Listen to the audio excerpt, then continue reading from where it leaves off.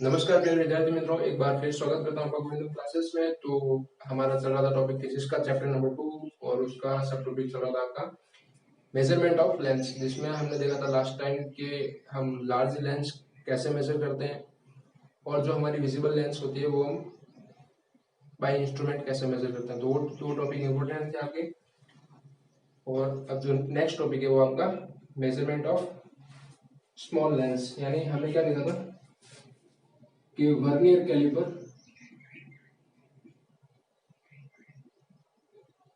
जिसकी थी मेरी 0.1 mm और स्क्रू गेज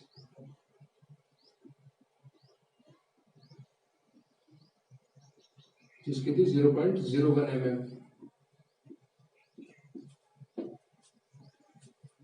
ये इनकी थी लिस्ट काउंट। तो इसका मतलब ये नहीं कि इनसे छोटी लेंथ हो ही नहीं सकती, इससे छोटी लेंथ भी एग्जिस्ट करती है। तो उसको मेजर करने के लिए हम इस इंस्ट्रूमेंट का यूज नहीं कर सकते, क्योंकि इसका लिस्ट काउंट बड़ा है जो लेंथ हम मेजर करने वाले हैं उससे। तो वो हम कैसे मेजरमेंट करेंगे, तो आज की वीडियो में हम वो देखेंगे। और उसके बाद देखेंगे हमारी लेंथ की रेंज कितनी है, हम मिनिमम से मैक्सिमम कितनी लेंथ के बीच में वेरी करते हैं, हमारी फिजिक्स किस लेंथ के इन बिटवीन अपना वेरिएशन दिखाती है। तो वो हम देखेंगे आज के। तो विद्यार्थियों, जो लेंथ हम वर्नियर कैलिपर और स्क्रू गेज से मेजर नहीं कर सकते, उससे छोटी लेंथ को मेजर करने के लिए हमारे पास लेबोरेटरी के अंदर होता है माइक्रोस्कोप।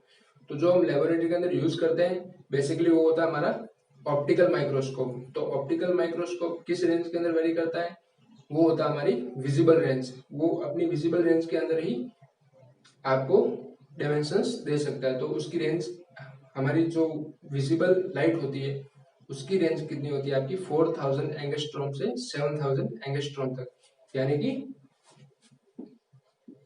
4000 angstrom to 7000 angstrom. एक एंगस्ट्रॉम होता है आपका 10⁻⁻10 मीटर। यानी अगर हमारी जो मेजरमेंट है वो 4000 एंगस्ट्रॉम से 7000 एंगस्ट्रॉम के बीच में है, यानी हमारी विजिबल रेंज के अंदर है, तो हमारा ऑप्टिकल माइक्रोस्कोप उसको मेजर, उसका आपको उसकी डायमेंशन आपको दे देगा। अगर आपका ऑब्जेक्ट इससे भी छोटा है तो उसके लिए हमारे पास क्या है, इलेक्ट्रॉन बीम माइक्रोस्कोप, जिसे शॉर्ट में हम ईबीएम भी कहते हैं। ये क्या, इसमें क्या मैकेनिज्म होता है आपका, इलेक्ट्रॉन्स की एक बीम होती है जिसको उस ऑब्जेक्ट के ऊपर थ्रो किया जाता है और वो रिफ्लेक्ट होकर हमारे पास रिसीवर के पास आती है, तो जिससे हमें उसकी डायमेंशंस मिल जाती है। अब इसकी इलेक्ट्रॉन बीम माइक्रोस्कोप आपको मेजरमेंट देता है 0.6 एंगस्ट्रॉम तक की, यानी कि 0.6 × 10⁻⁻10 मीटर। इतनी स्मॉल लेंथ भी आप मेजर कर सकते हैं इसकी सहायता से, इलेक्ट्रॉन बीम माइक्रोस्कोप से। तो ये थी हमारी मेजरमेंट ऑफ स्मॉल लेंस। तो छोटी लेंस को मेजर करने के लिए एक फिनोमिना और भी है, जो होता है हमारा ओलेइक एसिड, जो हमें देता है 10⁻⁹ मीटर, यानी कि 1 नैनोमीटर तक की मेजरमेंट्स हम ओलेइक एसिड से ले सकते हैं। तो ओलेइक एसिड क्या होता है, ये आपका सोपी लिक्विड होता है जिसको हम, जो मेजरमेंट हमारी लेनी होती है उसके ऊपर अप्लाई करके फिर माइक्रोस्कोप या इलेक्ट्रॉन बीम माइक्रोस्कोप की मदद से उसको ऑब्जर्व करते हैं और उसकी डायमेंशंस ले लेते हैं। तो ये है ओलेइक एसिड वाला फिनोमिना। तो इसके बाद जो एनसीईआरटी के अंदर आपका नेक्स्ट टॉपिक है वो आपका रेंज ऑफ लेंस, यानी फिजिक्स के अंदर हम लेंथ की किस रेंज के बिटवीन वर्क करते हैं। तो वो रेंज आपकी एक टेबल दी गई है, तो वो अगर आपके पास बुक अवेलेबल है तो बुक के थ्रू उस टेबल को प्रिपेयर कीजिए। जो मेन चीजें हैं वो मैं बोर्ड पे समझाने की कोशिश करूंगा। तो जो आपकी मिनिमम लेंथ है वो है 1 फर्मी की, जो आती है आपकी 10⁻⁻15 मीटर। इसको आप बोल सकते हैं साइज ऑफ प्रोटॉन भी।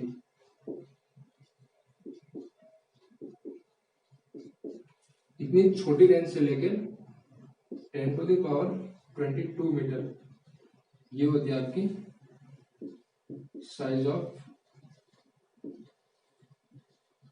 ऑब्जर्वेबल यूनिवर्स, यानी जितना यूनिवर्स हम देख सकते हैं आंखों से उसकी साइज। इसके बीच में कहीं भी आपको होता है एंगस्ट्रॉम, जो हमने भी देखा था, एक एंगस्ट्रॉम वो होता है आपका 10⁻⁻10 मीटर। और बीच इसके बीच में आती है आपकी नैनो, माइक्रो, मिली, सेंटी, ये सारी होती है लेंथ की रेंजेस। तो आप देख सकते हैं कि आपकी फिजिक्स कितनी बड़ी रेंज के अंदर वर्क करती है, 10⁻+22 से 10⁻⁻15 मीटर तक, यानी इतनी छोटे से लेके इतनी बड़ी चीजों तक ऑब्जर्वेशन फिजिक्स के अंडर किया जाता है। तो ये था आपका मेजरमेंट्स ऑफ लेंथ, हमने देख लिया। इसमें देखा हमने कि वर्नियर कैलिपर क्या होता है, स्क्रू गेज क्या होता है, स्फेरोमीटर क्या होता है। उसके बाद हमने देखी पैरालक्स मेथड, और उसके बाद देखे हमने ऑप्टिकल माइक्रोस्कोप और इलेक्ट्रॉन बीम माइक्रोस्कोप। तो ये था आपका मेजरमेंट्स ऑफ लेंथ। ये टॉपिक यहाँ पे फिनिश होता है। मेजरमेंट ऑफ लेंथ के बाद जो आपका नेक्स्ट टॉपिक है वो है मेजरमेंट ऑफ मासेस। तो हम मास को कैसे मेजर करते हैं फिजिक्स के अंदर, तो वो देखेंगे अभी इस टॉपिक के अंदर। और क्या क्या मेथोडोलॉजी यूज होती है, कौन कौन से इंस्ट्रूमेंट यूज होते हैं, तो वो देखेंगे। तो इस टॉपिक के अंदर आपके आता है रेंज ऑफ मासेस, यानी कि हम कितने छोटे मास से लेकर कितने बड़े मास तक फिजिक्स के अंदर मेजरमेंट्स लेते हैं। तो जो बेसिक आपकी यूज होती है मास को मेजर करने के लिए, वो होती है आपकी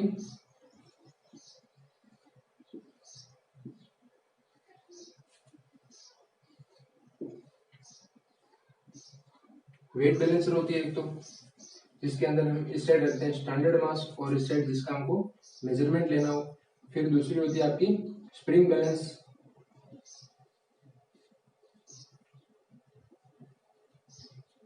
कि यहाँ पे हम हमारा जिसका मेजरमेंट लेना हो वो मास यहाँ पे हैंग करते हैं, और जितनी नीडल हमारी यहाँ पे नीचे आएगी, यानी जितनी हमारी स्प्रिंग एक्सटेंड होगी, उस हिसाब से हम कह सकते हैं कि हमारा इतना मास होगा उस चीज का। तो ये है हमारी स्टैंडर्ड जो हम लेबोरेटरी के अंदर भी यूज करते हैं। और उसके बाद एक आती है आपकी इलेक्ट्रॉनिकली ऑपरेटेड वेइंग मशीन, जो मोस्ट ऑफ आपने देखी होगी।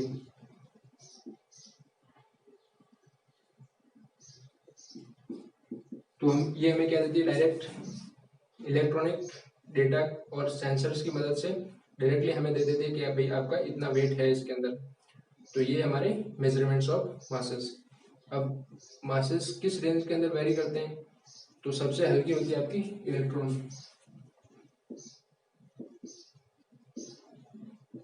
जिसका वेट होता है 10⁻⁻30 kg। और सबसे हैवी हमारा ऑब्जर्वेबल यूनिवर्स, जिसका वेट है 10⁻55 किलोग्राम। तो इसकी भी आपको टेबल दी गई है एनसीईआरटी की बुक के अंदर। टेबल का टाइटल है रेंज ऑफ मासेस। तो वो टेबल आप प्रिफर कीजिए जिससे आपको पता चलेगा कि भाई एक अंदाजित आपको अप्रोक्सीमेट वैल्यू मिलेगी भाई कि इस चीज का वेट इतना हो सकता है। तो ये मेजरमेंट ऑफ मासेस, इसके अंदर ज्यादा कुछ नहीं है। एक चीज इसके अंदर और आपको जाननी चाहिए, वो है हमारे दो ब्यूरोस। एक है BIPM, जो है bureau of weights and measures. इसके अंदर क्या होता है कि ये लोग स्टैंडर्डाइज करते हैं आपके वेट को, कि भाई 1 किलो कितना होना चाहिए, 1 किलो इतना। लेबोरेटरी के अंदर उसका एक फिक्स मेटल का ब्लॉक बनाया होता है कि भाई ये ब्लॉक आपके 1 kg का है। जो हम नॉर्मली यूज में लेते हैं वो चीजें हमारी कैसी होती है, आयरन की होती है, या आप जाइए गोल्ड स्मिथ के पास, सुनार के पास, तो उसके पास दूसरे मेटल की होती है। तो उसके अंदर क्या होता है, रस्टिंग होती है, उसका डिके होता है, एरोजन होता है। तो उससे क्या होता है कि उसका जो वेट होता है वो फिक्स नहीं रहता, वो फिक्स 1 kg नहीं रहता, 1 kg 2 ग्राम या ऐसा कुछ वेरिएशन उसके अंदर आ जाता है। तो BIPM क्या करता है, ये आपका एक फिक्स टाइम इंटरवल के बाद भाई कि इसका वेट इतना कम हो गया होगा, चेंज हुआ होगा, तो उसको वापस फिक्स आपका 1 kg करने के लिए उसके अंदर कुछ चेंजेस किया जाता है। अगर कम हुआ है तो कुछ बढ़ाया जाता है, और अगर बढ़ गया तो कुछ कम किया जाता है। तो ये आपका BIPM करता है। और BIPM के अंदर अलग अलग नेशन की अलग अलग लेबोरेटरीज होती है। तो जो इंडिया की है वो है आपकी नेशनल फिजिक्स लेबोरेटरी, ये सारा काम करती है इंडिया के अंदर आपके मेजरमेंट से रिलेटेड। ये सर सिर्फ मासेस में नहीं होता, ये आपके लेंथ के अंदर भी होता है। जो आपकी लेंथ की 1 मीटर की रोड होती है उसमें भी वेरिएशन आ सकता है, तो वो वेरिएशन को वापस रिकवर करने का काम किसका होता है? नेशनल फिजिक्स लेबोरेटरी का। तो ये था हमारा मेजरमेंट्स ऑफ मासेस। इसके बाद है आपका मेजरमेंट्स ऑफ टाइम। तो टाइम को मेजर करने के लिए हमारे पास क्या होनी चाहिए? एक होनी चाहिए क्लॉक। तो जो क्लॉक आपकी जिस फिनोमिना पे ऑपरेट होती है, तो वो फिनोमिना अभी देखेंगे इस टॉपिक के अंदर कि भाई अपनी क्लॉक कैसे चलती है। और फिजिक्स के अंदर हम अगर टाइम को प्रिसाइजली मेजर करना है तो कैसे मेजर करते हैं वो देखेंगे इस टॉपिक के अंदर। तो जो हम मेजरमेंट लेते हैं टाइम का आपकी लैब के अंदर, वो होता है आपका एटॉमिक स्टैंडर्ड टाइम।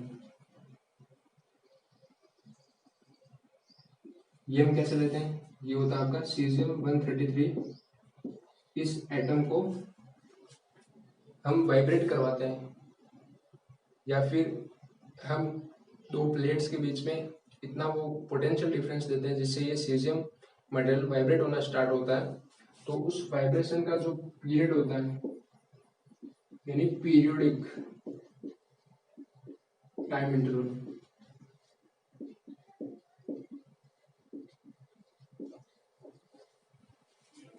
इससे हम क्या मेजर करते हैं? टाइम फिजिक्स के अंदर। तो जो अभी यहाँ पे एक इंटरेस्टिंग चीज और है, आपने देखा होगा आपके घर पे जो दीवार घड़ी होती है, जो आपके हाथ के अंदर रिस्ट वॉच होती है, उसके अंदर लिखा होगा कोड्स। ये ऑब्जर्व करना है आप।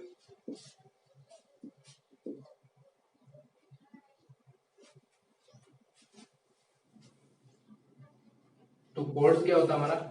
यही होता है कि हम सीजन का वाइब्रेशन करवा के उस क्लॉक के अंदर टाइम को रन करवाते हैं। तो सीजन का हमारा एक वाइब्रेशन, सॉरी, सीजियम के 4 वाइब्रेशन, ये हमारे इक्वल होते हैं 1 सेकंड के।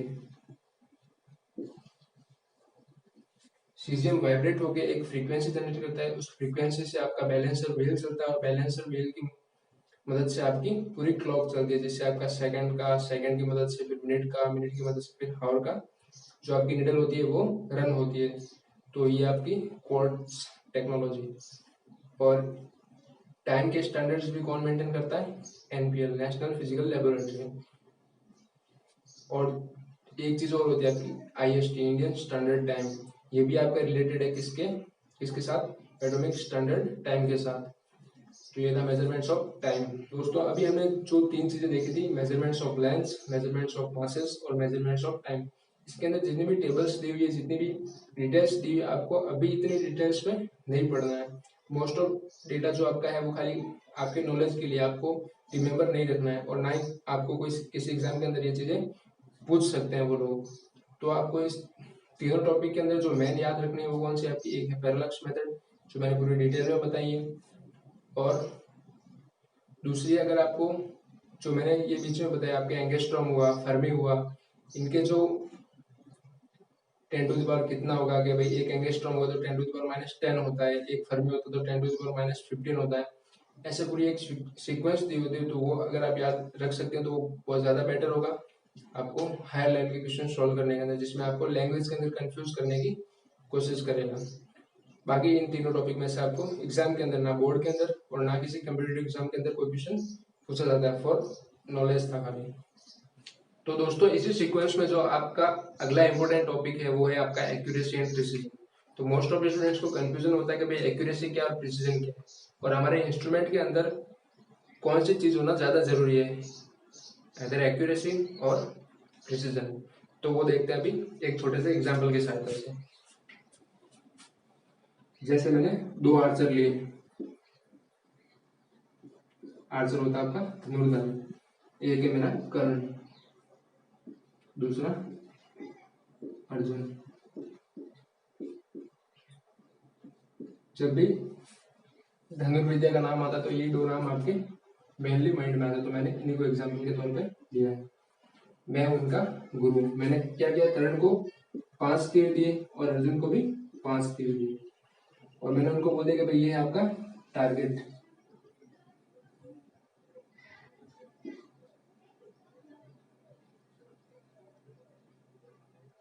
ये आपका टारगेट। मैंने पहले बुलाया कर्ण को, भाई कर्ण अपना धनुष उठा और ये 5 तीर इस टारगेट पे हिट कर। तो कर्ण आया जोश जोश में, पहला तीर उसका लगा बिल्कुल टारगेट के ऊपर,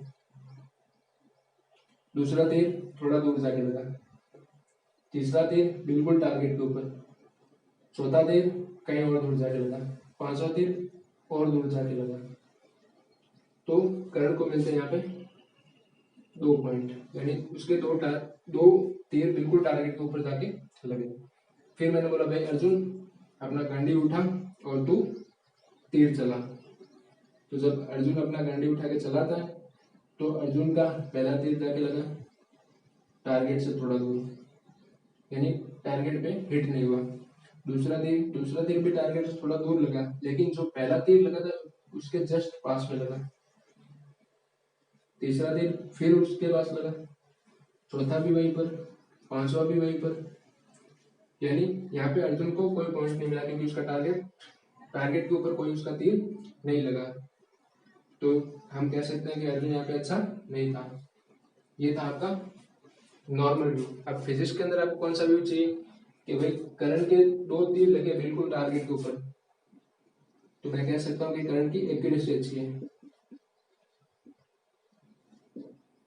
लेकिन अर्जुन के 5 तीर एक ही जगह पे लगे, यानी अभी अर्जुन का प्रिसीजन अच्छा है। ये होता है आपका एक्यूरेसी एंड प्रिसीजन। आपकी सारी रीडिंग्स, सारा डेटा जिसका वेरिएशन बिल्कुल कम हो,